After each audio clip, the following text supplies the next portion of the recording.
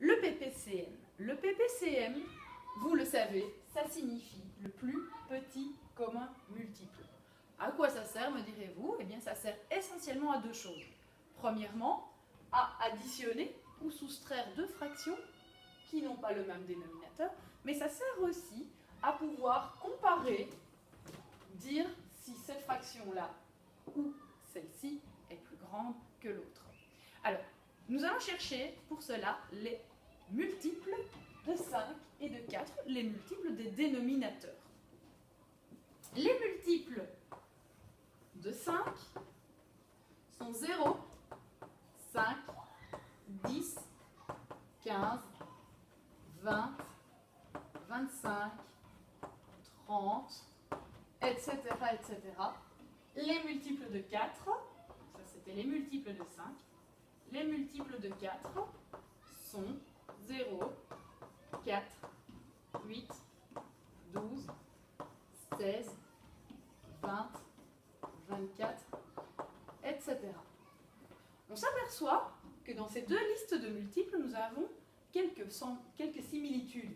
Nous avons 20 et 20, ainsi que 0 et 0. Mais n'utilisons pas le 0, puisque nous allons utiliser 20 comme dénominateur commun à 5 et 4. Je m'explique. Imaginons que nous voulions additionner 3 cinquièmes et 2 quarts. Je vais transformer la fraction 3 cinquièmes en 20e. Je vais faire de même avec 2 quarts. Et j'obtiendrai une réponse en 20e.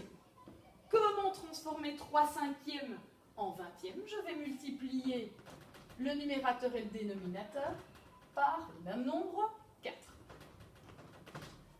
3 fois 4, 12. 5 fois 4, 20. Même chose avec 2 quarts, que je vais cette fois-ci multiplier par 5 pour obtenir 20. Et ainsi obtenir une fraction équivalente de 10 vingtièmes.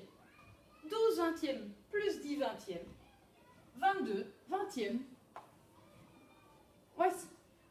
Dernier exemple, nous pouvons maintenant constater que 12 vingtièmes est plus grand que 10 vingtièmes et pouvoir dire que 3 cinquièmes est plus grand que 2 quarts.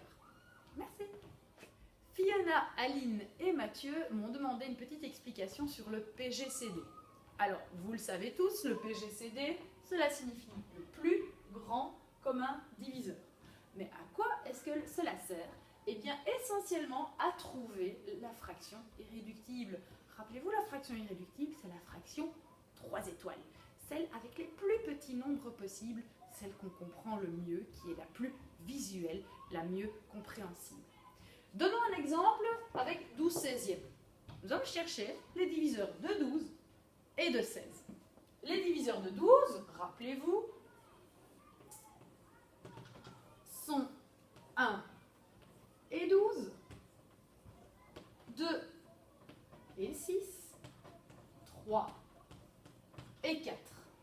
Faisons la même chose avec les diviseurs de 16, qui sont 1 et 16, 2, 8, il n'y a pas de diviseur par 3, 4 et 4. Nous avons fait le tour des diviseurs de 16.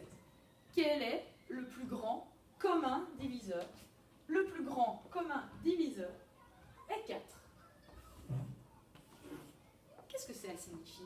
Cela signifie tout simplement que je vais pouvoir diviser le numérateur et le dénominateur de ma fraction par 4, par ce PGCD. 12 divisé par 4 donne 3. 16 divisé par 4 donne 4. 3 quarts est la fraction irréductible de 12 seizièmes.